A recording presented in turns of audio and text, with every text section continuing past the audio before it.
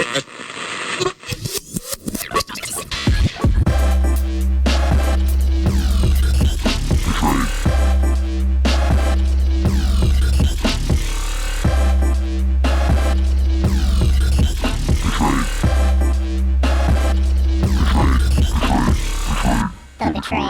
back to The Trade. This is Gina Beck. This is Drew Williams.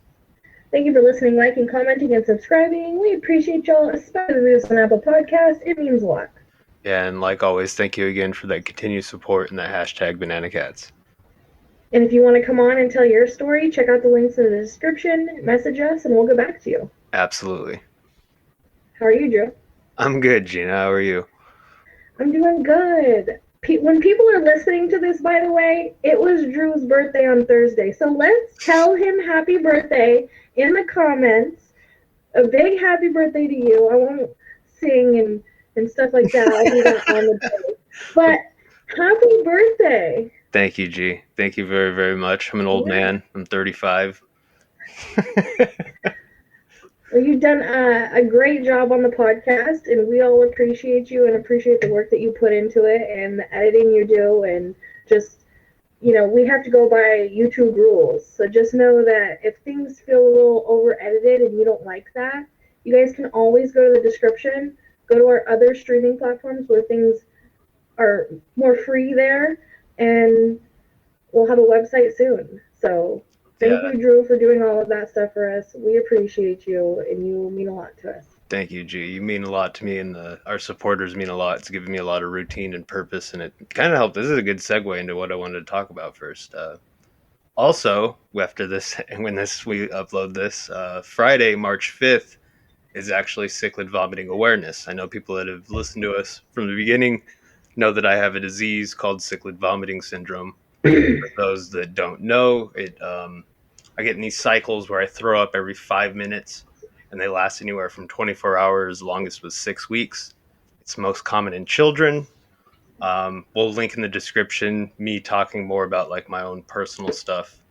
But next year, I wanted in the comment section today, I wanted to get some questions. If anyone had questions for a parent of a child or, an adult child like me, if you had questions from them, because I'd like to have my mom come on and tell her side of it, because it's an important part of people who have this is the family support that they have.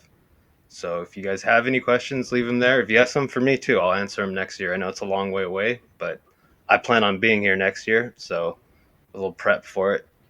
But yeah, that's just kind of my spiel on CVS this year. Definitely, and we'll be sure to do Instagram stories and make sure to ask you guys more throughout the year for questions like that, so that way we're prepared for that episode. It's gonna be a great episode. I'm excited that she'll be on. Yeah, it's gonna be real fun. That's how I wanted to set it up ahead of time and do it right, do it justice. My mom's awesome, so love you, Mom. I know you're listening. Yeah, we appreciate you. We appreciate that you raised a nice young man. Drew's the best. Yeah, she's awesome. But do you want to talk about the main thing we came today to talk about? The little documentary that Jenna, I guess, sent you, which was a pretty awesome find, I thought. For sure. Jenna is always sending me the best things, like when it comes to content, whether it's true crime or just funny stuff, traveling stuff, whatever it is, it's always the best. And this specifically, it's called Labeled for Life. It's episode 215. Our America with Lisa Ling. It was on the Oprah Winfrey Network on YouTube. It's got like over 400,000 views. It was posted 2 months ago. And Lisa Ling investigates the case of a teenage boy who was sentenced to 20 years in prison. He was registered as a senator for touching a girl's breast. Lisa tries to unravel what happened in this quiet Texas neighborhood nearly 2 decades ago. She tracks down witnesses, interviews them, she interviews authorities, and sifts through court documents in hopes of answering the question, did the punishment fit the crime? And that's what Drew and I want to talk about. Like, did the punishment fit the crime? And we kind of want to discuss our opinion about it and some things that happened in this episode. What are your thoughts?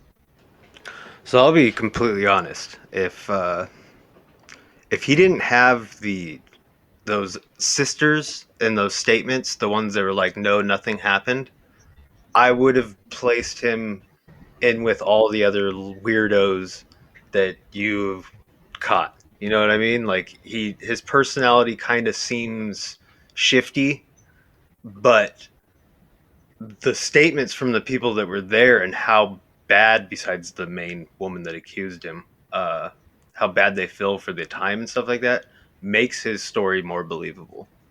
I it's still one of those things where it's a he said she said thing, and I do think there are some red flags. Like I guess he was in the follow up episode, he was picked up and rearrested, and he was charged while incarcerated with himself to a female officer, which I thought was a little weird. For sure. I mean, man, I have you read through the comments on the episode? No, on that episode, I actually did not read the comments on that. It was, I think, one of the first ones in a while that I didn't even think to read the comments on there. I'm always straight to the comments. I gotta see what other people are saying. I'm guilty of that. So I want to read some of the comments. Keisha says Lisa is such a good journalist. She's so unbiased, and I agree. I haven't watched a lot of her stuff, but she definitely is just a good listener, and she definitely hits those questions. But I It's think kind of that hot. you know, I mean, it's your opinion. So Mama Bear says, okay, so the victim, in quotations, admitted to her father that she grossly exaggerated what happened and asked if she should come forward. Then when Lisa talks to her, she says, I don't want to relive that horrible day. Why? Because you sent someone to prison and ruined lives? And there's a thread of 32 comments, and people are agreeing. So true, felt so bad for this guy and his mom. She knows she was lying and didn't want to fess up. They're just all agreeing with her. So there's opinions that are more like yours, I feel like. Lazane said there are people who have murdered people and spent less time in jail. Abby said she doesn't want to talk about it because she knows she ruined that man's life. Ruby Rose says, let's just say, for argument's sake, that this all did happen. 20 years is still an insane sentence for a 17-year-old with no prior offenses and mental disorders. He was sentenced to more years than he had been alive. And let's talk about that. I want to talk about that specifically because there are a lot of cases where kids go to prison, right? Like, kids do horrible things too. You can't deny that. I mean, I've seen some insane documentaries with children who have done out of this mind stuff. And I think if I was a child that did something, and then as an adult, I would think, man, I was a kid, right? Like it was so long ago. But depending on the crime, I feel like you have to do the time. You know, there are kids who are and who are and purposely and planning and scooters and like you there has to be punishment. It can't just be like, oh, because you're 17, you shouldn't do 20 years. 17 is closer to 18 than an 8-year-old, you know? Yeah, they had a Those are my thoughts. I it's such a hard thing with sentencing. I mean, especially with this case. I think that a lot more cases with juveniles, it's a lot more cut and dry. Or I feel like this specific one, this Yeah. is an instance where somebody may be wrongfully served over a decade of time and will be labeled for life for something he didn't do. On top of being, I think he's on the spectrum somewhere. He's like autistic or something like that. And if he really didn't do that, then that really didn't fit the crime. But even I believe it's in the Right. follow up Yeah. episode. We'll link it in the description. Lisa Ling has a statement from the victim's father, and he's under the impression that things were, and this I'll quoted, grossly exaggerated. And I thought that was if a father is saying that's very telling. I think unless the father's a really sick pos, you know. And that's the thing, like we're not them. So we don't know. But at the same time, with our opinions, with what we do know, that's all we can go off of. So It's heart wrenching to watch the mother. I think that's the best part. You guys, everyone's listening should go watch the documentary. It's great. And I'm glad they re-uploaded it in December. Um, it's got to be hell for any parent when they really are convicted too to have to walk around with that guilt, and they don't have it easy. Like because his is in Texas, and like he can't find housing, he can't find jobs, things like that. And not to say that they should have it easy, but I don't know. That's whenever you talk about punishments, it's really really hard. yeah. I mean, even his crime, what did he plead down to? Exposure or something like that. I think that's what they plead down to. I don't know if that deserves 20 years, like you said, at 17, not having a record. They didn't bring in the fact that he definitely has some type of mental disability. He's definitely on the spectrum somewhere. Maybe he should have just been instantly put into a program and monitored from there on. I don't know. It happened in the 90s because he's still Right. because the whole thing. If you watch the documentary, her whole thing is like trying to get him, that label off of him. And I went through Watchdog.org and was able to track him down. He's still on there, and that documentary is from 2012, 2013. So nothing changed for him. It doesn't pertain to this case, but I was watching an interview where parents were talking about their son who had done horrible crimes, right? It doesn't pertain to this. But in the interview the dad said, I would rather be visiting my son in prison than visiting his grave and him be dead. So I think like parents when they're in that situation have that mindset. Like, they'd rather them be there than dead. At least if they can still go see them, and a lot of prisons I think you can still hug, right? And you can sit down and actually be like near each other and stuff. So they still have that interaction that a lot of people don't get with the loved ones that are not here anymore. So I think a lot of parents see it as they're rehabilitating and that they still get to see them. And then they're willing to take that risk when they come out and see them be a better person, whether they are a better person or not, because it's their baby, right? So with parents, I feel like it's always going to be that way unless the kid did something to the parents and got cut off, and then the kid has nobody, right? Yeah, well, I mean, as much as I don't like to admit it, there's still humans and there's still somebody's child. And I think a parent who realizes their child is a monster like that, it's got to have a lot of, I don't know, psychological damage. It's got to tear at your heart because at one side you raise this kid, but at the other side, most of them are probably good moral people. And it's just got to be this constant back and forth tearing at your heart. And what about Luca's mom? Well, Luca's mom is full on. I mean, she is in complete denial mode. I mean, Right. can And you there's really a lot of people like that, a lot.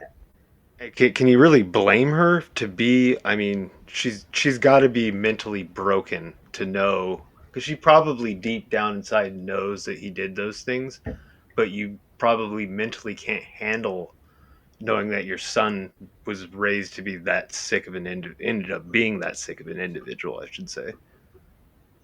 You can't blame any of the parents for having those feelings and emotions that they have, and not being able to cope with the fact that their kid has done horrible things like that.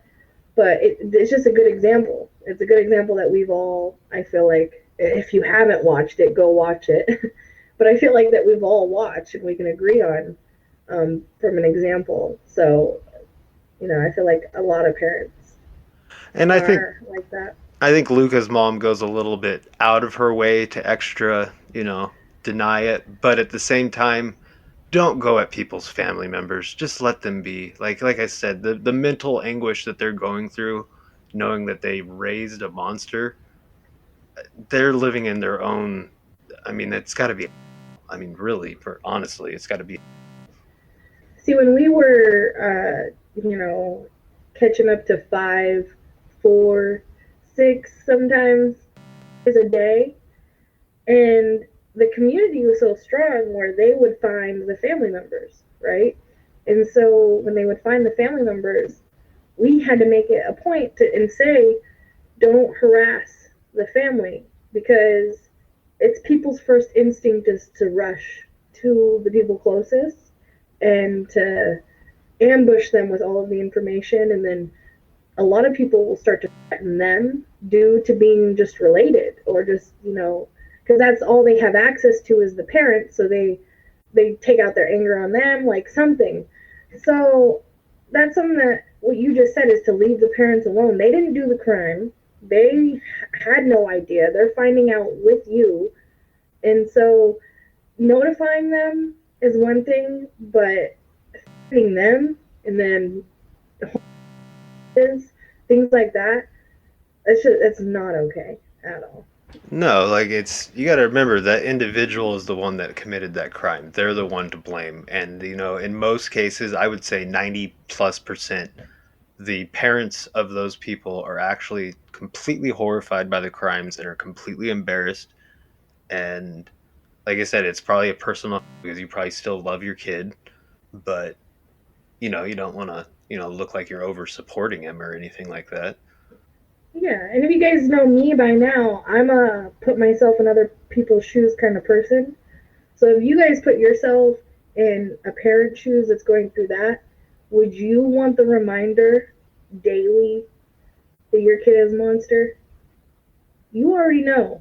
You already know, and it's the things that you're working on with yourself and with your family. So that daily reminder, that's just extra stress, is uncalled for, and it's disrespectful, I think. Well, Moving. Oh, go ahead. I just said, well said. That's a good way to wrap that up. Right. Yeah. Moving on from that, we like to talk about celebrities on the channel, and that we don't talk about really, TikTokers or YouTubers or really any celebrity in a positive light, unfortunately.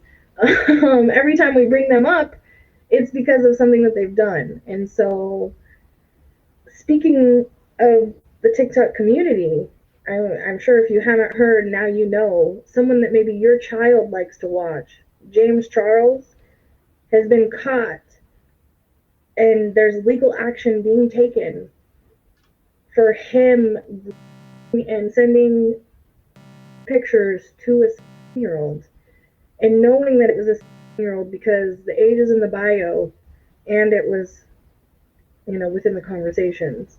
So, with that being said,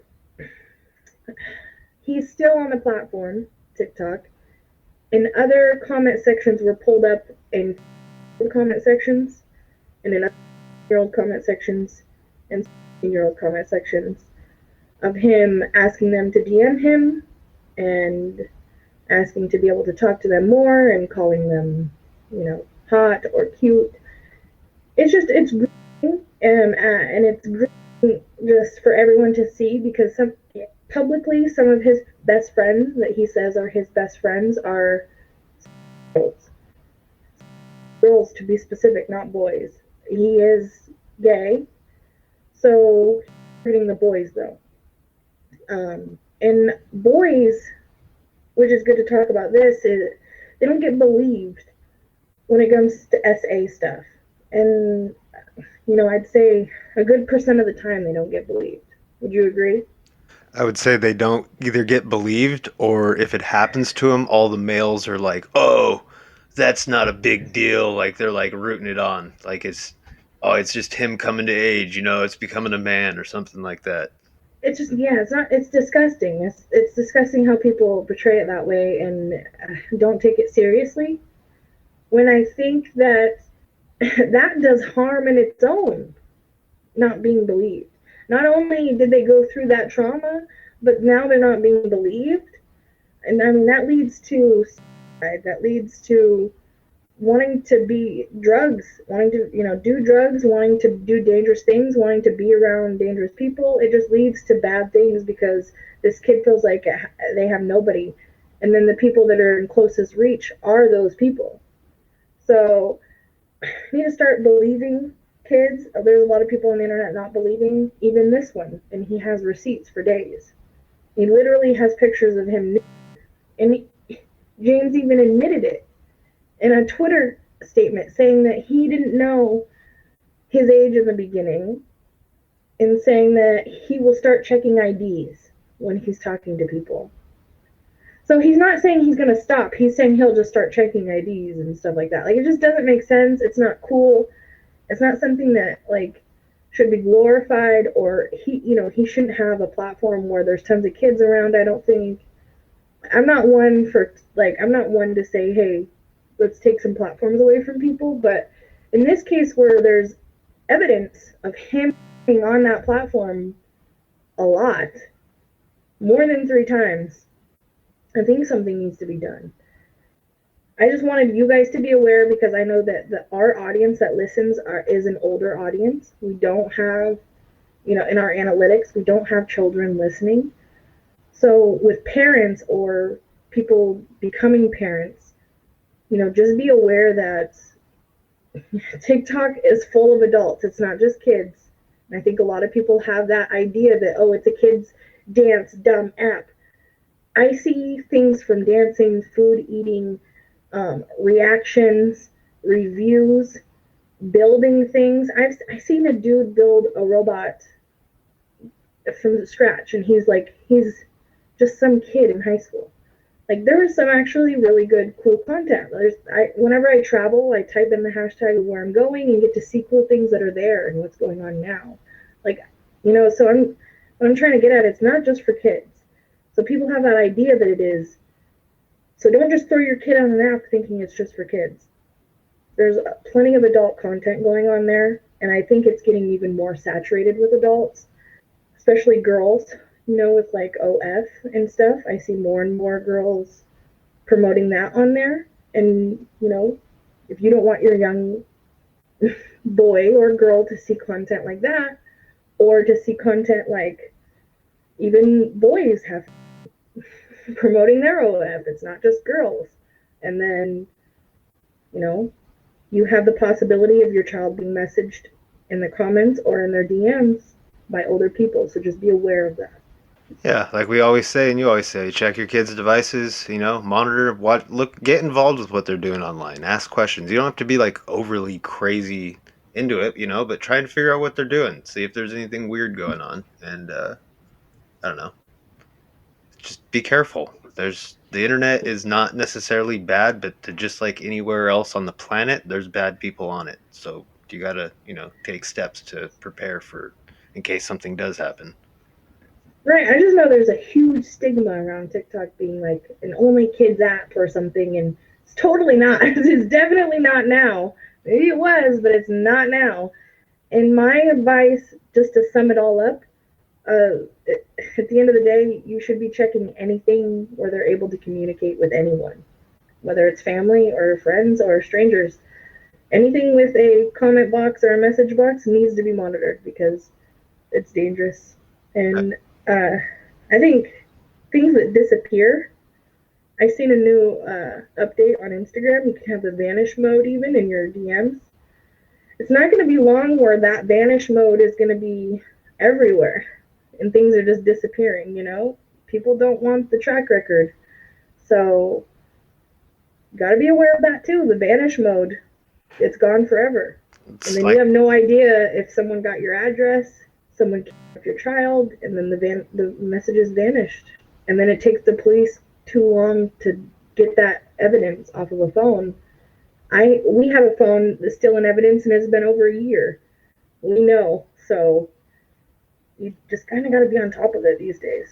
Like, we'll always promote this. We are not sponsored by them, but if you've got the extra money, look into services like Custodio that help monitor what's going on and block them, because there's a lot of sites that they know they shouldn't be on and things like that. It's something worth looking into, and we'll link it in the comments. We've linked it in a billion episodes, but we'll continue to. They're a great service. Yeah, and I think this episode is a little long enough. If you guys are listening this far, thank you so much. We appreciate you. Leave a comment or a review on Apple Podcasts if you're listening to us on there, or Spotify, wherever you're listening to us. Leave us some kind of review if you've listened this far. We love you guys. Until next time, Banana Cats. And happy birthday, Drew. Thank you guys. Much love. Banana Cats. Peace.